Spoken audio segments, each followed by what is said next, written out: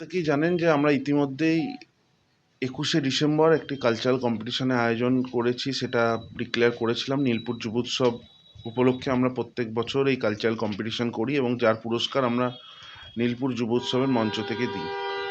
সেই cultural competition অনুষ্ঠিত হতে চলেছে বিবেকানন্দ মহাবিদ্যালয়ে 21শে ডিসেম্বর, এবং সেই কালচারাল কম্পিটিশানে বিভিন্ন প্রতিযোগিতা রাখা হয়েছে, যেখানে বিভিন্ন এজ অনুযায়ী ভাগ করে দেওয়া হয়েছে বিভিন্ন গ্রুপ। যেখানে অঙ্কন প্রতিযোগিতা আছে, আবৃত্তি আছে, যেখানে সঙ্গীত আছে, নৃত্য আছে, কুইজ আছে, তাৎক্ষণিক বক্তৃতা আছে, বিতর্ক আছে, সংবাদ পাঠ আছে, অনলাইন প্রবন্ধ প্রতিযোগিতা থেকে শুরু করে বিভিন্ন প্রতিযোগিতা রাখা হয়েছে। এবং এর ফর্ম আমরা বিরাটা অফিস থেকে দিচ্ছি, এবং অনলাইনেও আপনারা নাম্বারে যোগাযোগ করে ফর্ম ফিল আপ করতে পারেন।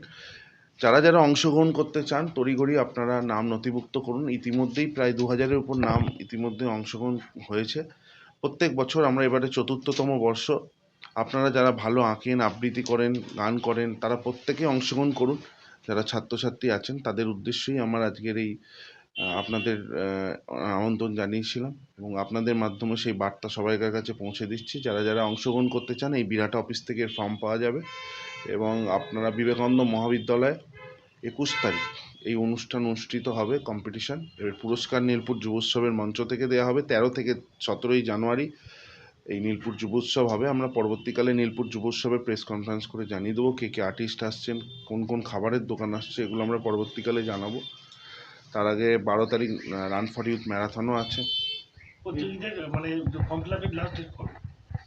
আপনারা 21শে ডিসেম্বর এটা অনুষ্ঠিত হচ্ছে, আপনারা 18ই ডিসেম্বর পর্যন্ত অংশগ্রহণ করতে পারেন। বিবেকানন্দ মহাবিদ্যালয় ইতিমধ্যে 3 দিন কালচার প্রোগ্রামে মানুষের ছাত্রছাত্রীদের মন জয় করে ফেলেছে। গতকালকেই কিন্তু আমরা শুনতে পাচ্ছি।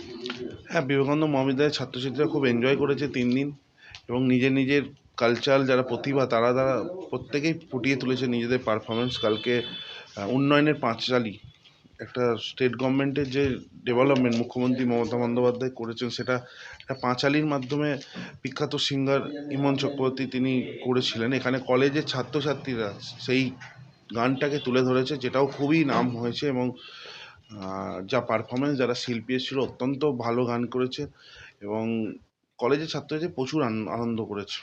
নীলপুর যুব উৎসবের জন্য জেলাবাসী কিন্তু অপেক্ষায় থাকে। এবারে কিন্তু কি চমক থাকছে? এবারে অনেক চমক আছে, আমরা আগামী 2-3 দিনের মধ্যেই জানিয়ে দেবো কে কে আর্টিস্ট আসছে। আমরা জানিয়ে দেবো। বিবেকানন্দ মহাবিদ্যালয় অনুষ্ঠানে দেখা গেল একটা হচ্ছে যে রাজ্যের মুখ্যমন্ত্রীর একটা সং উদ্বোধন হয়েছে, ভালো সাড়া পাওয়া গেছে, সেই বিষয় নিয়ে। দেখুন, মুখ্যমন্ত্রী তো গরিব মানুষের জন্য প্রচুর হেল্প করেছেন প্রকল্পের মাধ্যমে, সেটা পাঁচালীর আকারে মানুষ শুনছে। খুবই সাধারণ ছাত্রছাত্রীরা খুব ভালোভাবে ব্যাপারটা নিচ্ছে এবং আনন্দ করছে। কালকে যখন এই পাঁচালী চলছিল তখন ছাত্রছাত্রীরা সবাই ফোন বার করে ফ্ল্যাশ লাইট অন করেছিল। এটা ছাত্রছাত্রীরা মুখ্যমন্ত্রী মমতা ব্যানার্জির পাশে আছে, সেটা প্রমাণ হয়ে গেছে।